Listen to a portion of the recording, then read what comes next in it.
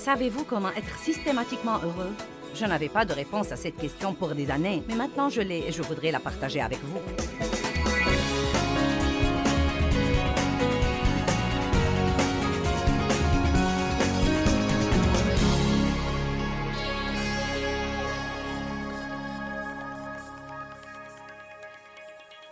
Ce matin, je veux vous parler encore une fois de vivre sans frustration.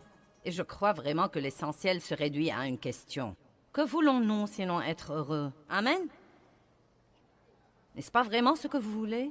Même les autres choses que vous croyez que vous les voulez parce que vous croyez qu'elles vous rendront heureux. Ou, vous savez, si vous aviez plus d'argent ou une meilleure maison, vous seriez heureux. Si votre conjoint était sauvé, vous seriez heureux. Si vous étiez marié ou si vous n'étiez pas marié, vous seriez heureux. Et donc, toutes les choses que nous croyons que nous voulons, l'essentiel de ce que nous voulons tous est que nous voulons nous lever et être vraiment heureux. Et jouir du jour et ne pas être malheureux et ne pas être frustré et déçu et découragé et tout ce genre de rebut. Et donc, il y a un moyen de vivre le genre de vie que nous voulons. Jésus est mort pour nous donner exactement ce genre de vie. Dans Jean chapitre 10, verset 10, il dit « Le voleur ne vient que pour voler, tuer et détruire, mais je suis venu afin que vous ayez la vie et que vous en jouissiez et que vous l'ayez abondamment, complètement, jusqu'au débordement. » Nous devons apprendre à abandonner et à jouir de la vie que nous avons. Maintenant, j'ai fini la session la nuit dernière en encourageant les gens à prendre la décision d'aimer leur vie, d'arrêter de vouloir la vie de quelqu'un d'autre et d'aimer leur vie. Et donc, comme je vous parle ce matin d'abandonner, de vous décharger de vos soucis, de ne pas essayer de diriger votre vie, d'entrer dans le repos de Dieu, quelle que soit la terminologie dont vous voulez l'appeler, d'abandonner et d'apprendre à jouir de la vie. Je veux que vous appreniez à jouir de votre vie. Tant que vous n'accepterez pas votre vie et que vous n'arrêterez de vouloir la vie de quelqu'un d'autre, vous ne pourrez jamais jouir de votre vie. Et croyez-moi, ce n'est pas mieux ailleurs. Quel que soit ce que vous regardez et que vous croyez que vous le voulez, il va y avoir des défis qui viennent avec lui aussi. Mais allons à Jean chapitre 15. Nous allons étudier ensemble les merveilleuses choses que Jésus dit sur la manière dont nous pourrons finalement jouir de la vie. Nous allons regarder d'abord Jean 15, verset 11. C'est en fait... Ensuite, nous allons revenir au verset 1, mais... Jésus nous dit « Je vous ai dit ces choses pour que ma joie soit en vous et pour que votre joie soit complète et parfaite et abondante et débordante. » Que tout le monde dise « Jésus veut que je sois vraiment heureux. » Vous voyez, non pas un petit peu, mais vraiment heureux. Non, mais il dit « Je suis venu afin que vous ayez la vie et que vous l'ayez abondamment. » Cela veut dire le débordement. Plus que ce dont vous avez besoin pour vous débrouiller. Il dit « Je vous ai dit ces choses. » Et nous allons revenir dans une minute et découvrir quelles sont ces choses qu'il nous a dites. Pourquoi nous dit-il ce qu'il nous dit? Afin que ma joie soit en vous et que votre joie soit complète et parfaite et débordante. Je crois que si nous avons assez de joie, elle jaillira de nous et atteindra quelqu'un d'autre. Et ensuite, quelqu'un d'autre voudrait avoir ce que nous avons. Croyez-vous vraiment qu'un chrétien triste, un chrétien fâché, un chrétien déprimé, un chrétien découragé, un chrétien frustré ou un chrétien exaspéré sera un bon témoin pour inviter les gens à venir au royaume? Bien sûr que non. Nous devons incarner ce que veut le monde. Ils veulent être heureux. Ils veulent avoir la paix. Ils veulent se lever et ce n'est vraiment pas les choses qu'ils veulent. Ce qu'ils veulent vraiment, c'est d'être heureux.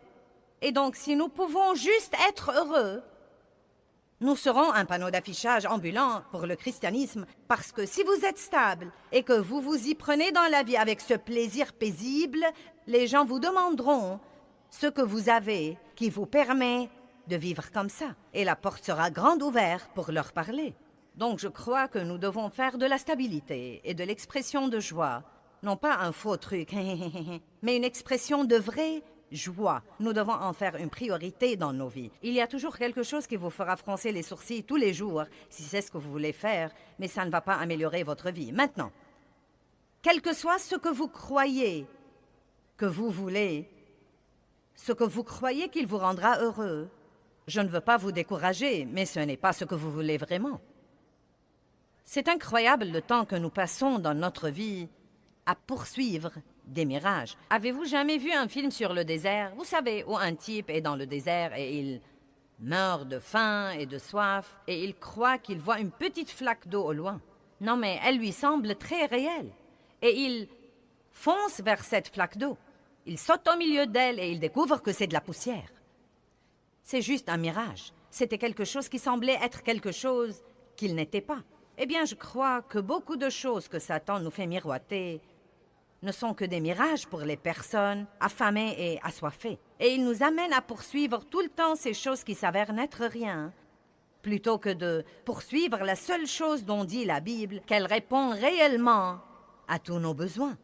Donc, dans le verset 11, il nous dit « Je vous ai dit, versets 1 à 10, afin que vous ayez la joie. » Donc, nous devons revenir en arrière et voir ce qu'il a dit. Il commence « Je suis la vigne, mon père est le vigneron. Tout sarment en moi qui ne porte pas de fruits ou qui arrête de porter du fruit, il le coupe, le taille, l'enlève et il nettoie et émonde à plusieurs reprises tout sarment qui continue à porter du fruit, afin qu'il porte davantage de fruits plus riches et plus excellents. Il est donc évident que Dieu veut que nous soyons des gens qui portent du fruit. Il veut que nous portions non seulement un quelconque fruit, mais il veut que nous portions du fruit excellent. Et j'aime ce verset parce qu'il dit que vous serez émondés si vous ne portez pas de fruit. Et si vous portez du fruit, vous serez émondés pour porter un meilleur fruit.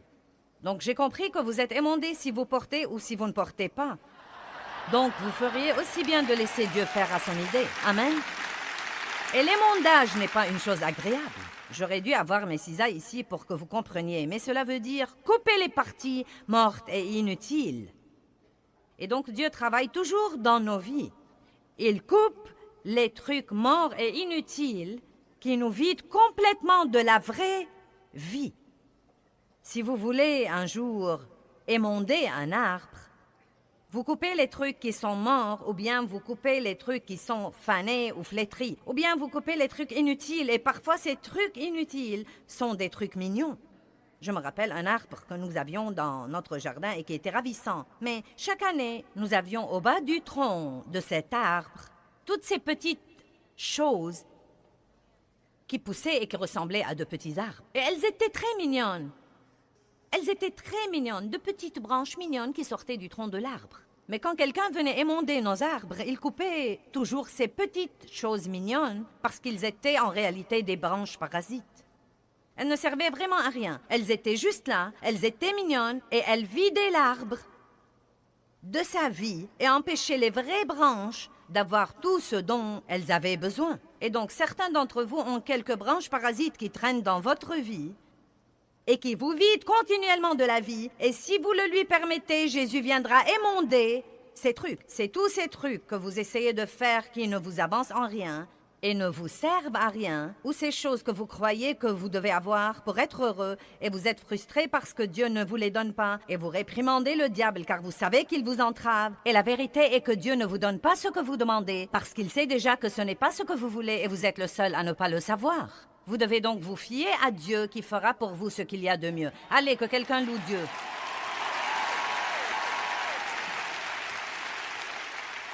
Puis il continue et il dit...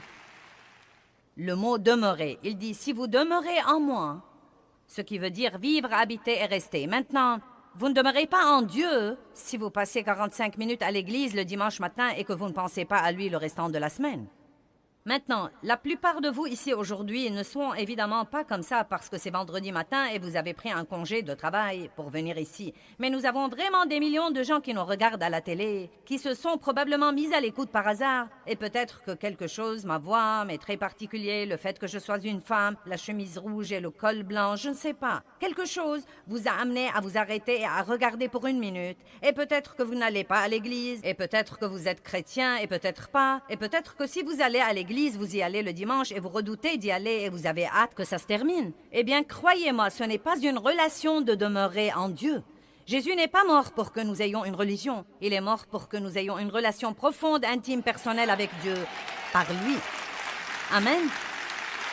Donc, vous devez soit vous mettre à cette relation à 100%, sans réserve, et vivre la vie que Dieu veut que vous viviez, soit vous privez de toutes sortes de victoires, car la tiédeur ne glorifie pas Dieu. Amen. Et donc demeurez, Jésus dit, si vous demeurez en moi et que mes paroles demeurent en vous, demandez ce que vous voudrez et cela vous sera accordé. Quelle belle promesse! Si vous demeurez en moi et que mes paroles demeurent en vous, demandez ce que vous voudrez et cela vous sera accordé. Mais demeurer, ce n'est pas aller à Dieu quand vous êtes désespéré. Ce n'est pas aller de temps en temps à l'église pour passer vos 45 minutes et vous réjouir quand ça se termine. Ce n'est même pas regarder Joyce Meyer à la télé de temps en temps ou un autre pasteur que vous croyez que vous aimez. C'est vivre, habiter, rester avec lui à tout moment. Maintenant, la Bible dit que si nous demeurons dans la vigne, nous porterons beaucoup de fruits. Beaucoup de fruits. Maintenant, voilà une illustration que Dieu m'avait donnée il y a longtemps. Et vous savez, nous l'avons un peu embellie pour vous, mais à l'époque où je l'ai d'abord faite, je suis allée chercher quelques branches. Et si vous allez couper la branche d'un arbre quelconque, la vie pour les branches qui est nous vient de la vigne ou du tronc. Et tout ce que la branche doit vraiment faire, c'est de s'accrocher là, et la vigne lui fournit tout le reste. Elle s'accroche là et reçoit. Merci Jésus. Alléluia. Dieu aide-moi. Fortifie-moi Seigneur. Rends-moi gentil. Maintenant vous savez que ce soit un pommier ou un oranger, par exemple. Vous voyez, les chrétiens essayent toujours d'être gentils. Nous sommes... Oh, je faisais de gros efforts pour être gentil. J'essayais de laisser ma bouche fermée. J'essayais d'être gentil. Eh bien, avez-vous jamais vu un pommier ou un oranger dire « Je suis un oranger !» Non. Comment saurez-vous que c'est un oranger en voyant les oranges? Comment saurons-nous que nous sommes chrétiens en voyant le fruit? Et comment allons-nous porter du fruit en demeurant dans la vigne? Vous n'allez pas porter du fruit.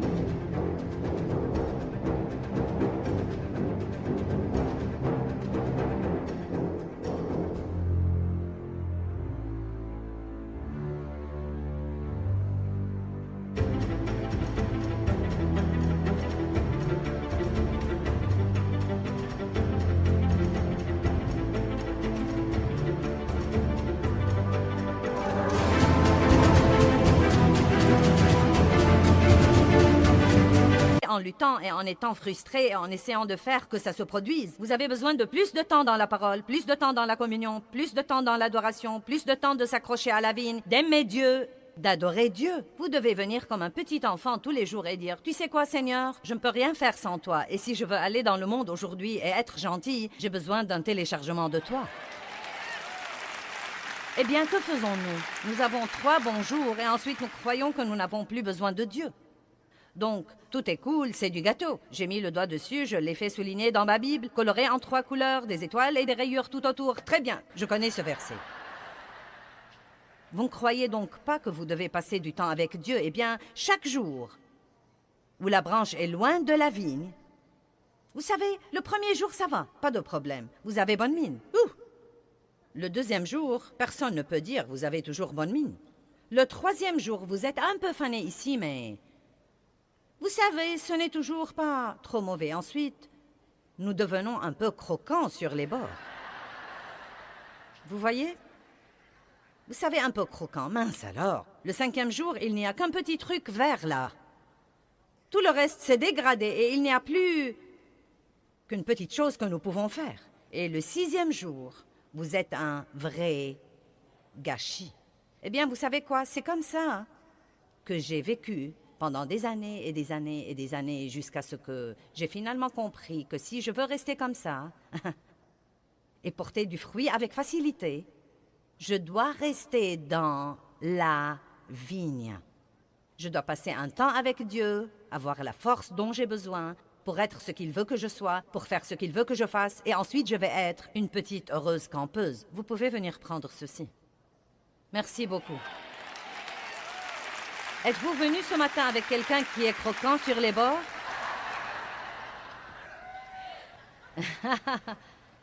Cet homme là-bas a des ennuis. Il a dit oui et il a montré sa femme du doigt. Oh, c'est lui! Elle est venue avec lui. Eh bien, Dieu merci pour votre franchise. Mais si vous demeurez en lui, vous porterez beaucoup de fruits. Si vous demeurez en lui, vous pourrez avoir la joie. Tout commence par lui. Maintenant, Romains 11, 17. Allons là. Peut-être que vous devez abandonner certaines de ces petites branches parasites dans votre vie qui vous volent votre temps, qui vous empêchent d'avoir le temps que vous devez passer avec Dieu. Amen. Qui peut penser à quelque chose en ce moment dont vous pouvez dire « Oui, c'est une branche parasite dans ma vie ». Romains 11, 17 nous dit quelque chose sur un petit processus qui s'appelle la greffe. Et je veux vous expliquer ce que c'est parce que je crois que c'est un beau principe.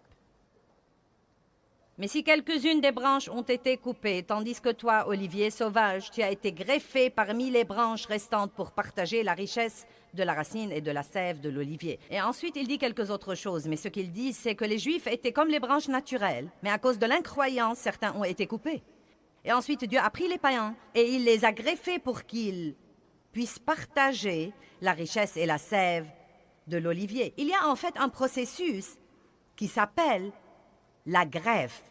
Et si vous êtes des botanistes, je crois que ce sont les gens qui s'occupent des arbres et des plantes. Vous comprendrez ça, mais je n'avais pas la moindre idée de ce que c'était. Donc quand je l'ai étudié, c'était passionnant pour moi, car si vous avez une plante qui meurt, et c'est le cas de la plupart des gens, fanée et mourante et à peine survivant de jour en jour, vous pouvez en fait aller à une plante saine et vous pouvez faire une entaille dans cette plante. Vous devez faire une entaille ou une ouverture dans la vigne ou le tronc et vous pouvez insérer cette petite partie morte ou cette partie presque morte et la rafistoler et lui donner un bon système de support. Et si elle reste là, la vie de la vigne sera injectée dans cette branche malade et dans quelque temps, elle sera saine et rétablie. Maintenant, la raison pour laquelle j'étais excitée est que la Bible dit dans Ésaïe 53 que Jésus a été blessé pour nos péchés. Quand Jésus est mort sur cette croix et qu'il était blessé et qu'il saignait, cela a ouvert un endroit dans sa vie pour que nous soyons greffés. Et ce que nous devons faire ensuite, c'est de demeurer là et de recevoir la vie qu'il a à nous donner et qui nous ramènera à la guérison. N'est-ce pas merveilleux? Allez, louez Dieu.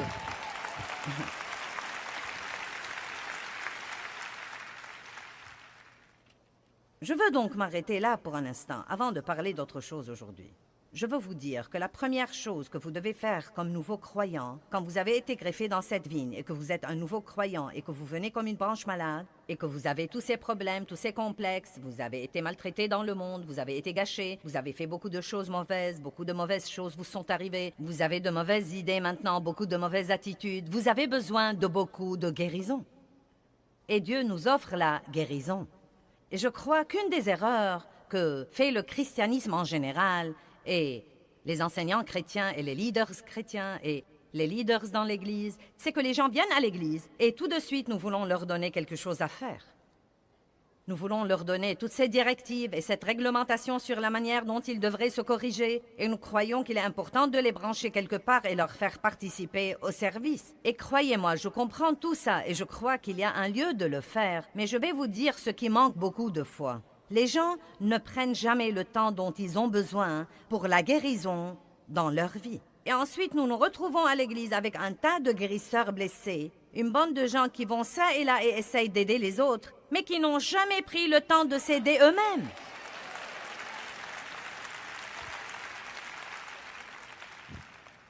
Vous voyez, je me lasse tellement d'essayer de m'occuper, par exemple, de chrétiens qui manquent d'assurance.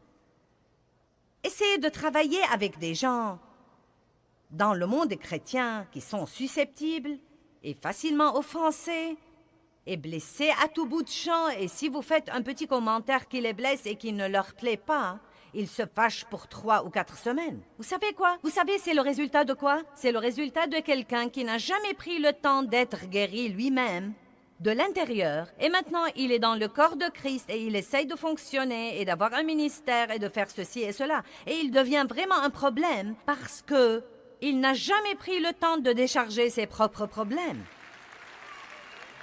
Et je vais juste vous dire que si vous luttez, ce que vous devez peut-être faire, c'est de prendre une année de congé de tout ce que vous croyez que vous devez faire, et vous devez juste vous accrocher à la vigne. Vous devez juste dire « je vais prendre une année pour m'accrocher ». Et les gens n'aiment pas que vous leur dites ça parce que ça leur fait croire que vous ne faites rien.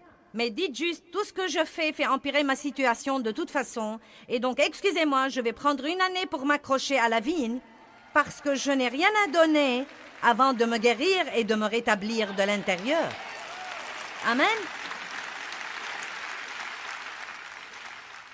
Le tout premier public, et je veux dire par public que j'ai donné des études de Bible à la maison pour quelques années, mais le tout premier message public dans ma vie que j'ai donné en chair, j'étais toute excitée. J'avais commencé un ministère de femmes dans une église à laquelle j'avais commencé à aller dans ma ville, et j'ai senti que ça allait être le commencement de quelque chose que Dieu pourrait vraiment utiliser et de quelque chose de grand. Et j'ai prié pour savoir ce que je devais prêcher dans ce premier enseignement ce jour-là, et Dieu m'a dit « Je veux que tu dises à mon peuple que je les aime. » Et le premier livre que j'avais écrit était un livre intitulé « Dites-leur que je les aime ». Quand Dieu m'a dit qu'il voulait que j'aille là pour mon premier grand début public comme étant la femme de l'heure, cela m'a plutôt exaspéré que Dieu veuille que j'aille dire aux gens qu'il les aimait. Je me disais, eh bien, tu sais, c'est une leçon d'école du dimanche. Je ne veux pas juste aller leur dire que tu les aimes. Donne-moi quelque chose de substantiel. Donne-moi quelque chose de riche. Je veux quelque chose de substantiel et riche, une révélation à télécharger aux gens. Et il m'a dit simplement dans mon cœur, non, les gens ne savent pas que je les aime. S'ils le savaient, ils auraient agi différemment. Pourquoi est-ce que nous manquons d'assurance? Parce que nous n'avons pas de révélation sur l'amour de Dieu pour nous. Nous ne comprenons pas la justice. Nous ne comprenons pas qui nous sommes en Christ. Donc nous laissons ce que nous disent les autres nous dicter notre valeur. Et c'est parce que nous n'avons jamais pris le temps de nous immerger dans la parole de Dieu assez longtemps pour laisser ce que nous lisons passer de notre tête à notre cœur et devenir pour nous une révélation qui changera nos vies. Je suis là pour vous dire aujourd'hui que vous ne devez pas mener une vie pleine de crainte. Vous ne devez pas mener votre vie en vous souciant excessivement de ce que pensent les autres. Vous ne devez pas passer une mauvaise semaine parce que quelqu'un n'a pas aimé votre coiffure. Vous ne devez pas déprimer parce que quelqu'un ne vous a pas apprécié ou ne vous a pas remercié. Vous ne devez même pas passer une mauvaise semaine parce que vous vous êtes levé après avoir projeté d'être saint et vous avez tout raté après votre sortie du lit. Si vous savez que vous êtes en Christ et si vous comprenez l'amour inconditionnel de Dieu, non mais vous l'avez. Je ne veux pas dire que c'était un petit enseignement que vous avez écouté, mais vous l'avez. Il est certainement au-dedans de vous. Vous êtes enraciné et fondé dans l'amour de Dieu. Non mais personne ne peut vous l'enlever. Vous devenez une personne différente.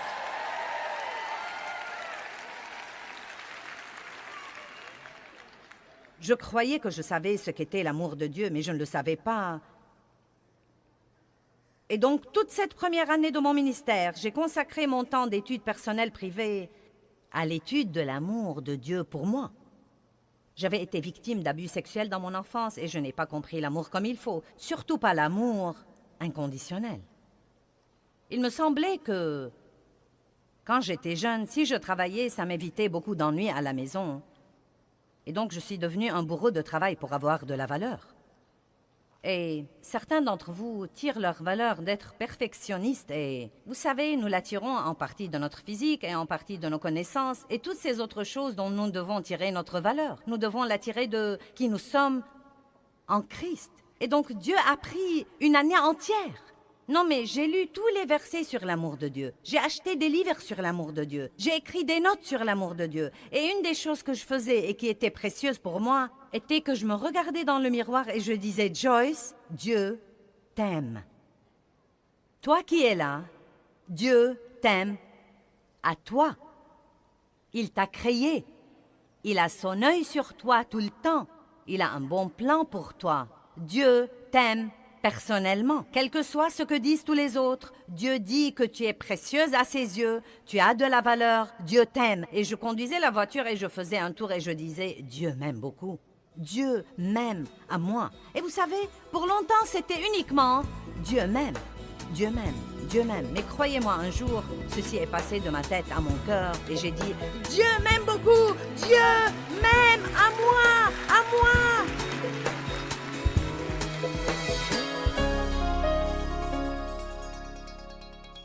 Eh bien, je veux personnellement vous encourager à être heureux de qui vous êtes. Comprenez que...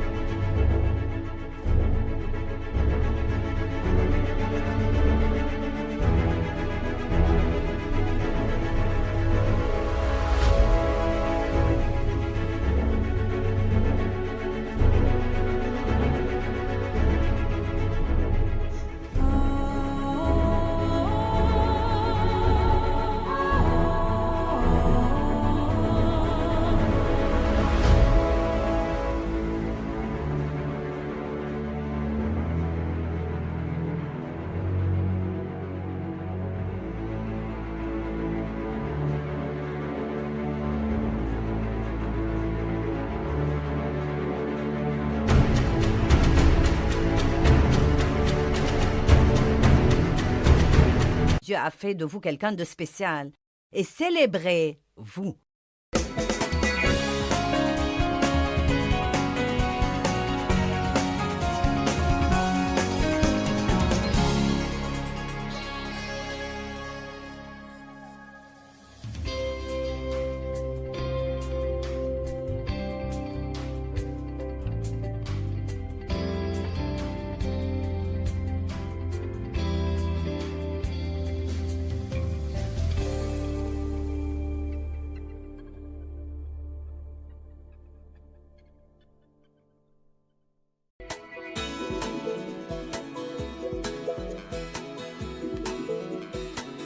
Est-ce que vous voulez vous réjouir de vous-même?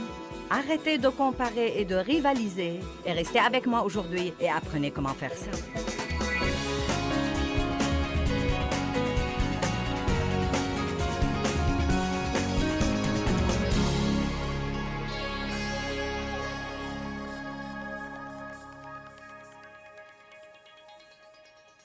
Si mon mari vient me dire « Tu sais quoi? Je voudrais passer la journée avec toi. » Eh bien, que veux-tu faire? Oh, peu importe, je voudrais juste passer la journée avec toi.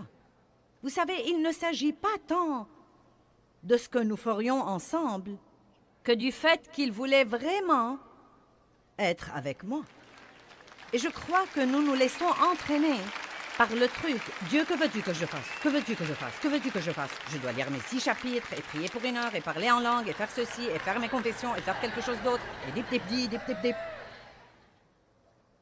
Et je ne crois pas que tout cela impressionne Dieu. Je crois que nous devons juste être là et nous allons parfois lire et parfois prier et parfois chanter et nous allons parfois rire et parfois pleurer et j'ai beaucoup pleuré en ces temps-là. Mais écoutez, croyez-moi, si vous prenez une partie de votre temps et que vous la consacrez pour être avec Dieu, être avec Dieu, et si vous prenez délibérément le temps pendant ce temps pour recevoir, très souvent, quand nous entrons dans notre temps avec Dieu, nous essayons de lui donner. Il n'a pas besoin de ce que vous avez, à part votre adoration. Dites-lui donc, Dieu, j'ai besoin de toi. Je reçois le pardon de mes péchés. Beaucoup de fois, nous demandons des trucs et nous ne prenons jamais le temps de les recevoir. Oh Dieu, pardonne-moi s'il te plaît. Dieu, pardonne-moi, pardonne-moi. Pourquoi ne pas prendre le temps pour dire « Je reçois ton pardon. Je reçois ta miséricorde. Je reçois ta grâce et je reçois ta force pour faire tout ce que je dois faire aujourd'hui. Je les reçois de toi. » De toute façon, quoi que vous vouliez comprendre de ça, j'ai senti que Dieu m'a dit de vous dire que vous devez prendre le temps de vous guérir. Vous devez prendre le temps de vous guérir et de vous rétablir. Vous devez recevoir une révélation sur l'amour de Dieu. Vous devez laisser Dieu vous sécuriser quant à qui vous êtes en lui avant d'aller dans le monde et avant d'être en but au tir de nouveau. Amen. Écoutez-moi bien.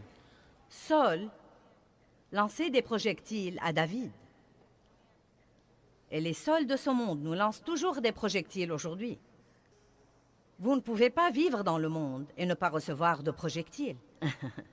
Vous devez apprendre à être assez fort pour ne pas être dévasté par ce genre de trucs. Amen? Donc, pensez à un patient. Je pensais à quelqu'un qui a eu un accident grave. Et si vous êtes dans le monde depuis quelque temps, cela ressemble plutôt à ça. Vous sentez que vous avez eu un accident grave. Mettons que l'ambulance vienne vous prendre et qu'on vous mette aux soins intensifs. Personne ne s'attend à ce que vous fassiez quoi que ce soit. On veut que vous soyez aussi immobile que possible et on vous accroche toutes sortes imaginables de tuyaux. Et vous êtes juste couché là. Et en fait, plus vous essayez de bouger, plus on va vous dire restez immobile.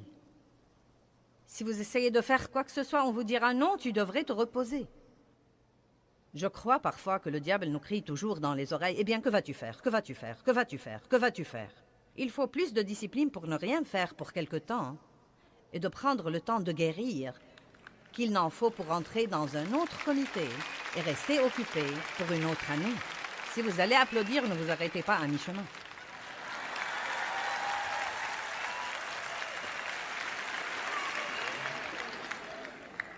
J'ai pris plus de temps que je ne le voulais pour dire tout ça. Cela veut-il dire quelque chose à quelqu'un comme quoi vous devez prendre quelque temps pour... Et vous savez, je crois même parfois, et j'ai même trouvé que pour moi parfois, je crois parfois que quelque chose nous blesse vraiment. Et parce que nous sommes des gens de foi, vous savez, nous n'aimons même pas admettre que ça nous a blessés. Oh, je suis très bien, le Seigneur soit loué. Et vous essayez de feindre, et vous vous y habituez vraiment. Et vous savez, nous recevons ces coups différents des médias, et c'est toujours intéressant quand les gens essayent de dire des choses sur votre compte alors qu'ils ne savent rien du tout. Et ce n'est pas facile, ça fait mal. Mais quand ça vous arrive plusieurs fois, cela devient un peu plus facile. Mais écoutez-moi, la dernière fois que ceci m'est arrivé, j'ai pensé « Oh, je suis très bien, je suis très bien ». Et vous savez quoi? 3 mois plus tard, j'ai compris que je n'étais pas très bien. Ça m'avait blessée. Et j'avais besoin de prendre du temps pour laisser Dieu lui-même et peut-être même l'amour d'autres personnes de me ramener à une attitude où je me sentirais vraiment forte de nouveau.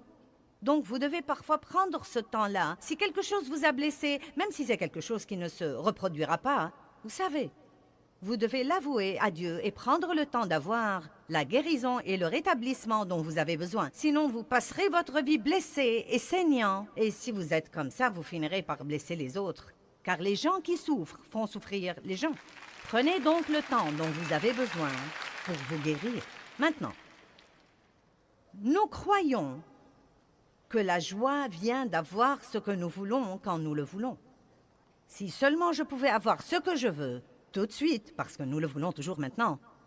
Y a-t-il quelqu'un ici qui espère que son exaucement viendra maintenant? Maintenant. Maintenant. Je le veux. Si je pouvais l'avoir maintenant, je serais heureuse. Ce qui gêne dans cette théorie est que l'exaucement ne viendra pas maintenant et ne sera même pas exactement ce que nous avons espéré qu'il sera. Et nous devons croire que Dieu a un meilleur plan et une meilleure idée que nous. Si avoir ce que vous voulez chaque fois que vous le voulez et quand vous le voulez rend les gens heureux, pourquoi donc les gens les plus riches et les gens les plus célèbres au monde ont-ils tellement de problèmes? Pas tous, bien sûr, mais beaucoup de gens dont vous pensez. Non, mais ils ont tout. Le taux de suicide le plus élevé est parmi cette catégorie de gens. Donc cela en soi prouve que ce n'est pas ce que vous avez autour de vous qui vous rend heureux, mais c'est ce qui se passe au-dedans de vous qui vous rend heureux. Voilà la différence. Donc, j'ai vécu toutes ces années et j'ai commencé à parler la nuit dernière de toutes les choses qui me faisaient penser. Eh bien, si seulement je pouvais changer ceci, et si seulement je pouvais changer cela, je serais heureuse. Et si je pouvais avoir ceci, je serais heureuse. Ou avoir cela, je serais heureuse. Et il m'a fallu tant d'années pour me rendre compte que ce n'est pas vraiment ce qui me rendrait heureuse. Et pendant toutes ces années où je poursuivais ces mirages, j'étais vraiment frustrée. J'ai dit hier que la grâce est la puissance de Dieu qui nous aide à faire ce que nous devons faire. La grâce est la puissance de Dieu qui change ce qui doit être changé dans nos vies. C'est la puissance de Dieu qui nous change. C'est la puissance de Dieu qui change nos circonstances. C'est la puissance de Dieu qui change les personnes dans votre vie qui ont besoin de changer. Combien d'entre vous ont un projet en cours dans votre vie ou quelqu'un sur qui vous travaillez? Eh bien, vous n'êtes pas le potier. Et il vous serait probablement reconnaissant si vous rentriez chez vous et vous le dispensiez du tour de potier, et si vous compreniez que vous n'êtes pas le Saint-Esprit Junior et que Dieu n'a pas besoin de votre aide. J'étais très occupée à essayer de me changer et j'ai essayé de changer ma personnalité. La femme de mon pasteur était vraiment douce et toute petite et blonde avec des yeux bleus et j'étais vraiment comme un éléphant dans un magasin de porcelaine. Et donc, quand elle disait quelque chose, c'est à peine si on l'entendait. Et quand je disais quelque chose, tout le monde l'entendait. Donc j'ai essayé d'être comme elle. J'ai voulu avoir une relation avec elle parce qu'elle était la femme du pasteur et après tout, vous savez, si on peut être en relation avec les gens importants, cela nous profiterait sûrement. Et vraiment, il y avait quelque chose qui clochait. Il semblait que nous ne pouvions pas nous entendre, vous savez. Et j'ai finalement découvert que j'essayais de lui ressembler et qu'elle essayait de me ressembler. Le diable l'avait convaincue qu'elle était effacée et mollasse et faible et qu'elle devait être plus hardie et plus agressive et plus directe. Et il m'a convaincue que j'étais une grande gueule et odieuse et que je devais être douce et gentille comme elle. Et je me demande combien de gens au monde essayent d'avoir des relations, mais ils ne sont pas leur vrai moi. Ils ont les yeux sur quelqu'un d'autre et souhaitent être comme cette autre personne. Et ils sont loin de se douter que cette personne a les mêmes sentiments. Je suis heureuse de pouvoir aller déjeuner avec Darlene aujourd'hui sans vouloir être comme elle et être heureuse d'être moi. Mais il y a eu une époque où je n'étais pas du tout comme ça. J'aurais pensé, oh, si seulement je pouvais chanter comme ça. Si seulement j'avais des cheveux blonds, si seulement je pouvais porter une robe sur mon jean et être superbe là-dedans. J'y ai pensé ce matin quand elle était là. Je l'ai vue porter ce qui a l'air d'être une paire de rideaux de fenêtre et ça lui allait à merveille. Non, mais elle peut enfiler n'importe quoi et mettre une ceinture dessus et la descendre jusque-là et mettre une paire de bottes et rejeter ses cheveux en arrière et sortir et être superbe. Pas moi, mince alors. Je dois travailler là-dessus.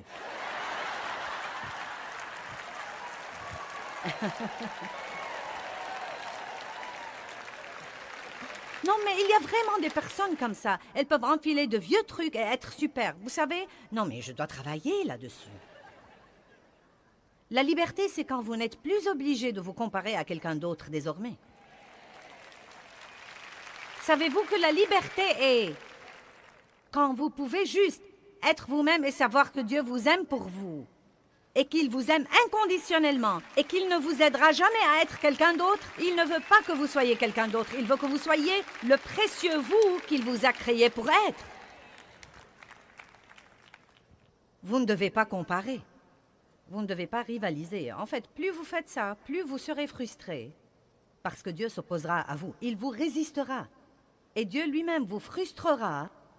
Car je crois que c'est insultant pour Dieu qui s'est ingénié avec amour à nous former, selon le psaume 139, dans le ventre de nos mères, de sa propre main, soigneusement, dit la Bible, et merveilleusement, comme s'il brodait une belle œuvre d'art. Et ensuite, il a regardé tout ce qu'il a créé, dit la Genèse, et il a dit que c'était bon. C'est bon, tout ce qu'il crée est vraiment bon. Puisqu'il vous a créé, vous êtes bon. Et vous êtes unique. Et il ne veut pas que vous essayiez d'être quelqu'un d'autre. Maintenant, je ne dis pas que les gens ne peuvent pas être un exemple pour nous. Ils peuvent être un exemple, mais ils ne peuvent pas être un modèle. Ils ne peuvent pas...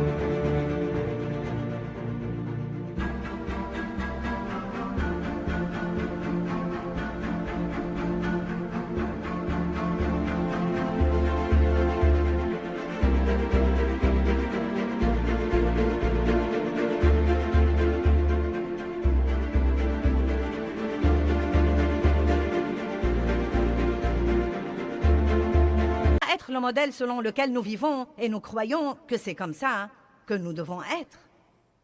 Amen. Je n'aimais pas mes dons et mes talents. Je n'ai jamais été douée pour les travaux manuels. Non, mais vous savez, je ne veux pas vous choquer, mais je suis comme... Je ne m'intéresse pas à la cuisine ou...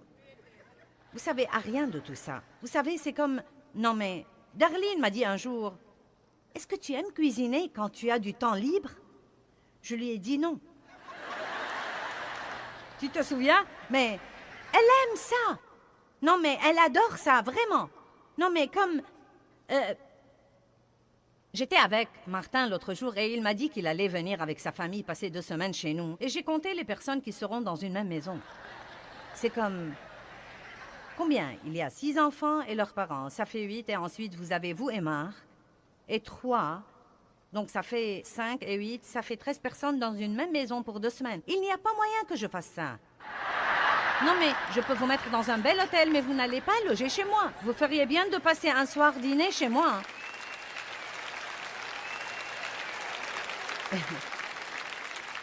Et puis je ferai commander le repas du restaurant, je ne le cuisinerai pas. Eh bien, elle aime tout ça. Donc la voilà, cette femme dans le ministère... qui a un grand ministère mondial et qui rentre chez elle pour être une femme d'intérieur. Et elle aime cuisiner, et elle invite les gens, et elle cuisine, et elle est accueillante. Mais je ne veux pas me mêler de tout ça. Rien de ça. J'avais une voisine qui était comme ça. Elle était Miss Femme d'intérieur à l'époque où je manquais d'assurance et où je ne savais pas qui j'étais. Quand j'avais besoin d'une année pour m'accrocher à la vigne. Allez! Je dois m'adresser à quelqu'un aujourd'hui. Quand j'avais besoin de cette année pour m'accrocher à la vigne, pour m'accepter et m'aimer, Dieu a dû régler quelques trucs en moi avant de pouvoir travailler par moi. Il y a des gens parmi nous aujourd'hui et des gens qui nous regardent à la télé. Vous voulez que Dieu fasse quelque chose de grand par vous, mais vous ne lui permettez de rien faire en vous. Vous devez tout d'abord régler quelques problèmes dans votre propre vie et arrêtez de dire « je suis comme ça et je n'y peux rien, je suis comme ça ». Vous savez, si vous êtes susceptible et si vous êtes blessé et si vous en voulez aux autres pour leur bénédiction et si chaque fois que quelqu'un essaye de vous dire une parole de correction, vous vous mettez sur la défensive, il y a quelque chose qui ne va pas. Et ce n'est pas la faute à quelqu'un d'autre, c'est votre faute à vous. Et vous devez vous réunir avec Dieu, vous accrocher à la vigne assez longtemps pour découvrir ce qui cloche chez vous ou ce qui ne va pas chez vous pour que vous puissiez vous guérir et être heureux.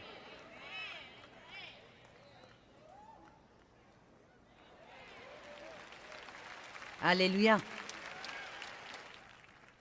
Vous connaissez l'histoire de la culture des tomates et je ne vais pas vous raconter à nouveau tout ça aujourd'hui, mais ma voisine savait tout faire. Elle cuisinait, et cousait, et chantait, et jouait de la guitare.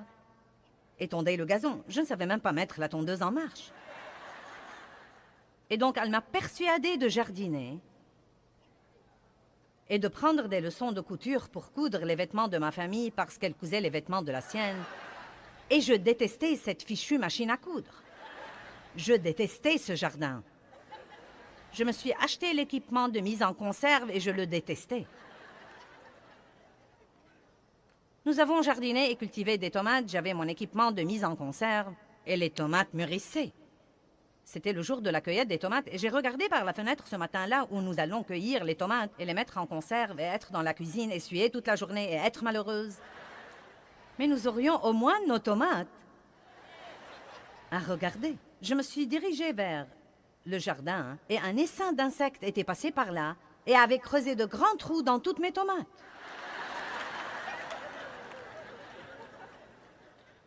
Et je n'ai pas compris parce que j'avais prié sur mes tomates. J'étais une femme de foi. J'avais prié sur mes tomates et j'avais oint ces tomates. Ma voisine avec qui j'allais mettre les tomates en conserve, nous vivions dans un lotissement. Sa maison était à côté de la mienne, pas plus loin que le bout de l'estrade. Elle avait son jardin dans son arrière-cour. Je l'ai appelée et je lui ai dit « Oh, ça alors! Tu ne me croiras pas. Les insectes sont venus la nuit dernière et ils ont creusé des trous dans nos tomates. Elle a couru dehors, puis elle m'a dit « Les miennes sont excellentes. » Maintenant, j'étais vraiment vexée. Bien Dieu, je suis une femme de foi et de puissance. J'ai prié sur mes tomates, je doute qu'elle ait même prié sur les siennes. Pourquoi les insectes ont-ils mangé mes tomates et pas les siennes? Il m'a dit « Je ne t'ai jamais dit de cultiver des tomates, je ne suis donc pas obligée de protéger tes tomates. »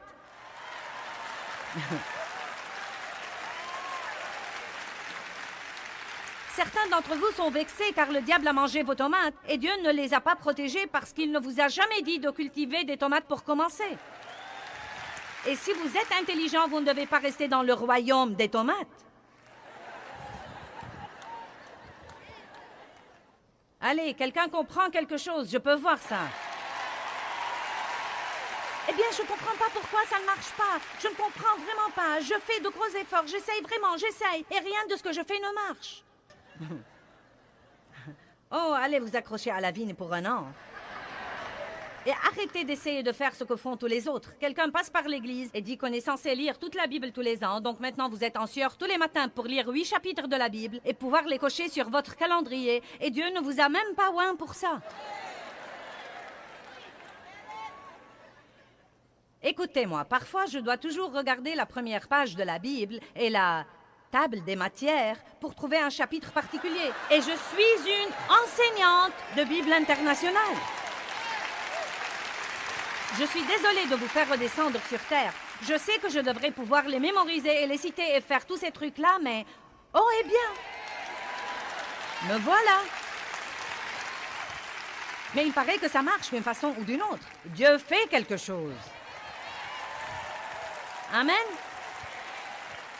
Dave peut toujours se les rappeler parce qu'il les a appris à l'école primaire. Je n'ai rien appris à l'école primaire, sinon à détester les gens.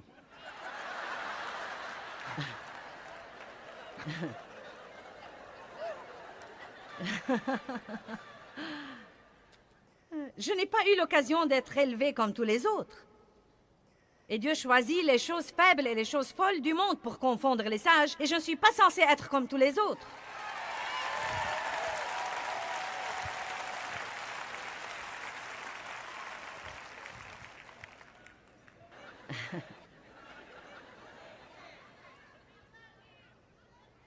Recevez la grâce d'être vraiment qui vous êtes. Abandonnez tous ces trucs. Jouissez de votre vie, mais vous n'allez pas jouir de votre vie si vous ne vous aimez pas. Vous devez commencer par vous aimer vous-même. Et cela veut dire ne plus regarder ce que tous les autres savent faire et vouloir le faire vous-même. Je me suis armée de patience et j'ai cousu 2 choses à mon mari. Je lui ai cousu un short et une chemise. Vous vous rappelez de l'époque où le stretch était à la mode et savez-vous ce qu'était étendre et coudre? Cela trahit notre âge, mais c'était ce tissu extensible et on prenait des leçons d'étendre et de coudre et les vêtements avaient des passepoils, vous savez, et donc c'est devenu comme une mode. Et alors, j'ai cousu à Dave un short noir avec un passepoil gris et quand j'ai fini, je vous dis la vérité, la poche était plus longue que la jambe.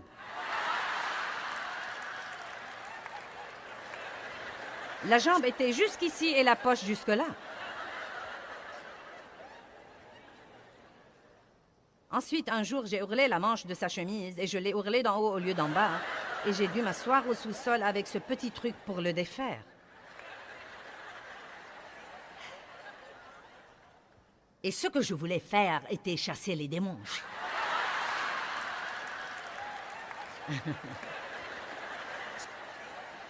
Je voulais aller imposer les mains sur les malades, prêcher l'Évangile, et me voilà essayant de cultiver des tomates et de coudre des vêtements à Dave, juste afin de prouver que j'étais une femme ordinaire.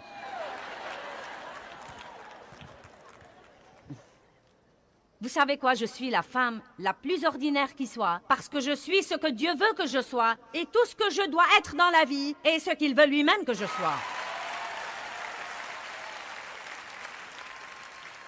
Ne vous asseyez jamais dans l'assemblée pour regarder quelqu'un sur l'estrade et souhaiter être à sa place. Ne faites jamais ça. Vous insultez Dieu beaucoup quand vous faites ça.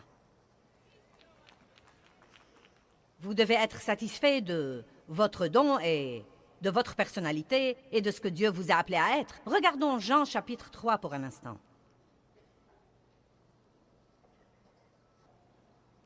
Le verset 23 dit « Jean baptisait à Hénon, près de Salim, où les eaux sont abondantes et les gens venaient à lui et se faisaient baptiser. Car Jean n'avait pas encore été mis en prison. » Jean 3, 25. Or, il arriva qu'une discussion concernant la purification opposa un juif à des disciples de Jean. Ils vinrent trouver Jean et lui dirent « Rabbi, celui qui était avec toi au-delà du Jourdain, c'est-à-dire Jésus, celui auquel tu as rendu toi-même témoignage, voici qu'il se met lui aussi à baptiser et tous vont vers lui. » Pouvez-vous voir le but là? L'ennemi travaillait par quelqu'un pour essayer d'exciter la jalousie et la crainte de Jean et lui faire croire que le ministère d'un autre allait devenir plus grand que le sien. Jean, tu étais l'homme. Tout le monde venait à toi. Tu es celui qui baptisait et qui criait « Repentez-vous !» car le royaume des cieux est proche. Mais nous devons te dire quelque chose. Ce type dont tu parlais n'en parle plus désormais. Il est ici. Et maintenant, il baptise et on dirait qu'il attire une foule qui est plus grande que la tienne. Écoutez ce qu'a dit Jean. Jean répondit, verset 27, « Un homme ne peut recevoir, ne peut réclamer, ne peut prendre pour lui-même que le don qui lui a été donné du ciel.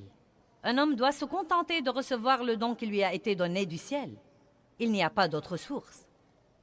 Vous-même, vous m'êtes témoin, vous confirmez personnellement que je vous ai dit que je n'étais pas le Christ, mais que j'étais envoyé devant lui. » Ensuite, il continue à dire, « Il faut qu'il grandisse et il faut que moi, je diminue. » Il connaissait sa place.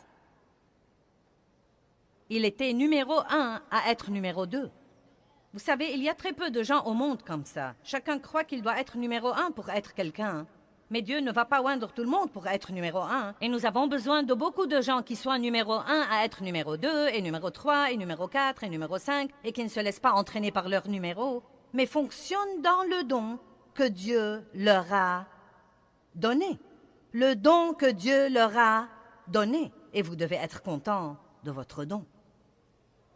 Assis au premier rang aujourd'hui ici, et je ne vais pas les appeler parce que je ne veux pas les embarrasser. Mais deux des personnes les plus importantes dans ma vie. Non mais, ma famille est là et elle est importante. Déborah voyage avec moi tout le temps. Et elle est importante, mais je ne parle pas d'elle maintenant. Nous avons amené aujourd'hui le couple qui s'occupe de tous nos trucs à la maison. Il s'occupe de tous nos vêtements et de tous nos repas et de toute la maison, de l'intérieur et de l'extérieur. Et vraiment, il s'occupe de tout pour que Dave et moi puissions faire ce que nous faisons. Et je leur ai dit, nous aimerions vous prendre dans 2 ou 3 voyages cette année pour que vous puissiez comprendre pourquoi vous faites ceci en réalité. Parce qu'ils sont dans les coulisses et...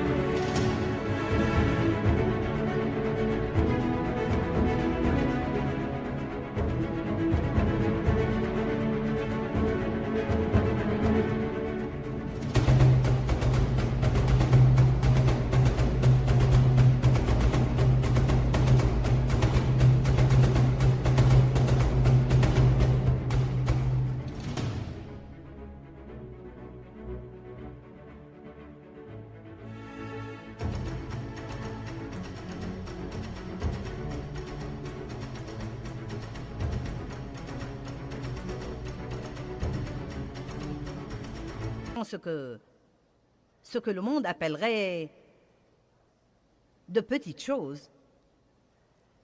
Mais ils sont deux des personnes les plus importantes dans ma vie, parce qu'ils me permettent de faire ce que je fais maintenant. Et ils sont si stables et si heureux. J'aime ça, car ils viennent tous les jours et sont toujours d'humeur égale.